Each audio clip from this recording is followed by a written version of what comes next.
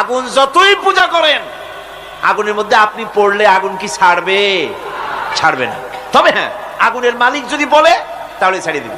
ইব্রাহিম আলাইহিস সালামকে আগুনের ভিতরে যখন ফেলে দেওয়া হচ্ছে, ফেরেশতা বলতেছিল আমার কাছে সাহায্য চাও, আগুন থেকে বাঁচায় দেই।